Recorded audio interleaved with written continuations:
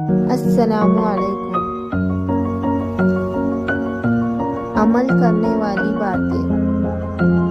Husband के लिए सीख। रिश्तों को कुछ इस तरह बचा लिया करो, कभी मान लिया करो, कभी मना लिया करो। बीवी के लिए बेहतरीन तोहफा। सबसे बेहतरीन तोहफा जो मर्द अपनी बीवी को देता है वो उसका वक्त, उसकी तवज्जो और उसका प्यार है।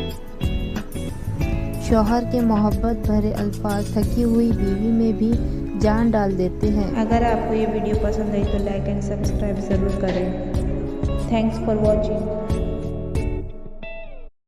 अस्सलामुअलैकुम। अमल करने वाली बातें। हस्बैंड के लिए सीख। रिश्तों को कुछ इस तरह बचा लिया करो, कभी मान लिया करो, कभी मना लिया करो। बीवी के लिए बेहतरीन तोहफा। सबसे बेहतरीन तोहफा जो मर्द अपनी बीवी को देता है वो उसका वक्त, उसकी तवज्जो और उसका प्यार है।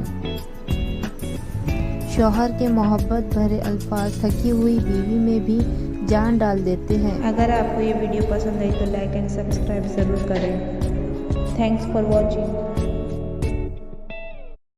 अस्सलामुअलैकुम।